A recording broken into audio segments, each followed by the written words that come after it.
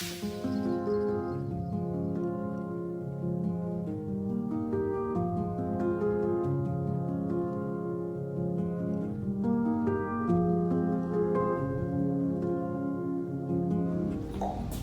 right, we've talked about the living Constitution. We've kind of looked at what the Constitution is for.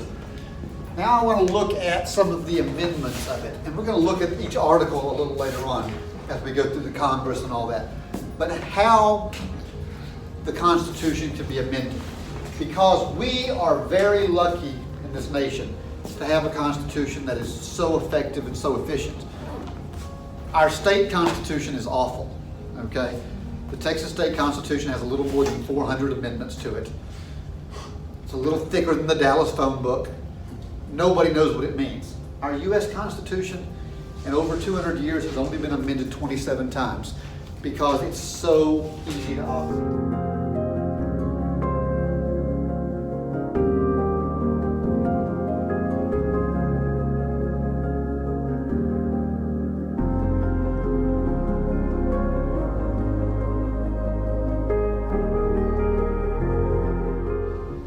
So how do you go about amending it? Write this down, please. This is the formal amending process. How we go about amending the Constitution. There are two stages to amendments. There's the initiation stage and the ratification stage.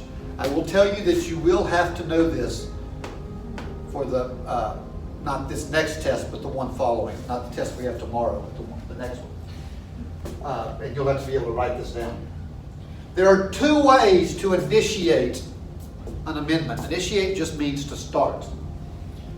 It can be initiated through a 2/3 vote in both houses of Congress. That means the House of Representatives and the Senate could vote in a 2/3 majority to initiate. That means to start an amendment. Or there could be a national convention called at the request of 2/3 of the states. If 2/3 of the states put it on the ballot and they vote for a national convention, then we could all send delegates and we could have a big convention to start an amendment.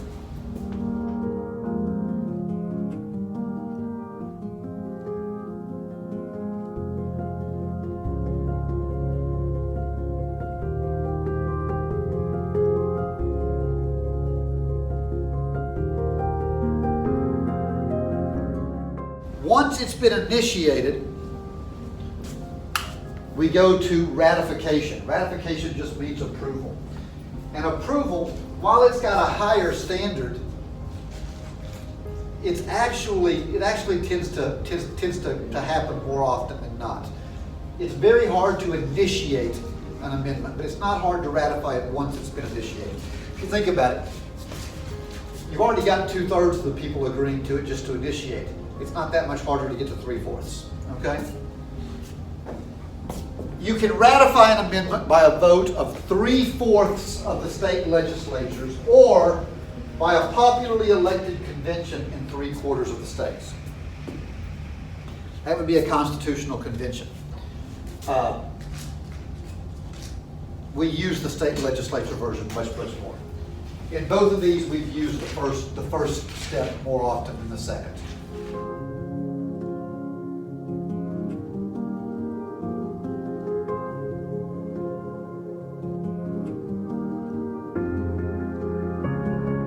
It does not require both of them to be done.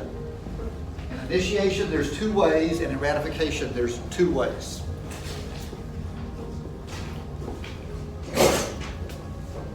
It is very, very difficult to amend the Constitution.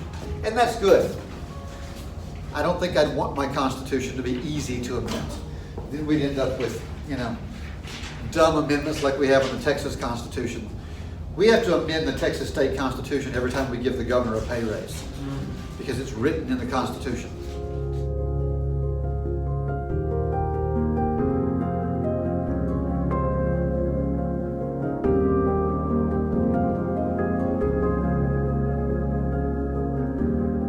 All right, just some miscellaneous facts about them. Initiation is the more difficult step. If you look at this, there have been over 10,000 proposals for amendments. But out of that, only 33 have made it past the initiation stage. So 33 out of 10,000 have got past stage one, or got to stage one. Okay? Out of the 33 that passed stage one, 27 of them were ratified. So the chances of ratification are very, very good if you get past the initiation stage.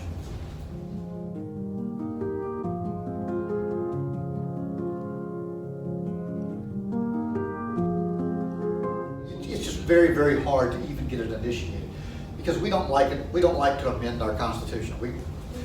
We're afraid of that, and rightfully so. Next, a state may change their negative vote to a positive vote at any time. So, in the votes to ratify something, a state could say no, no, no, no, no, and at any point they could switch over and say, okay, we accept it. Okay? That's going to be important because a lot of times states will jump on the bandwagon. They'll be very against an amendment until it becomes obvious that amendment is going to pass, and then they don't want to be left behind, so they'll switch over and vote with it.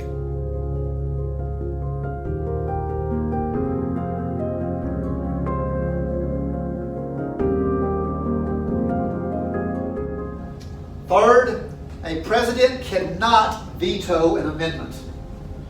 While a president can veto a law, he cannot veto an amendment. Once an amendment has been passed by Congress, it is the law of the land.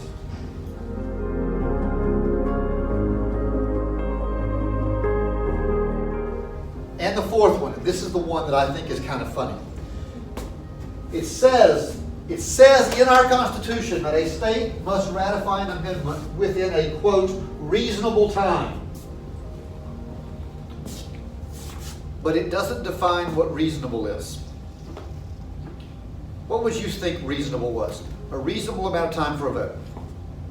A week. A week, okay. 1,000 years. You're closer.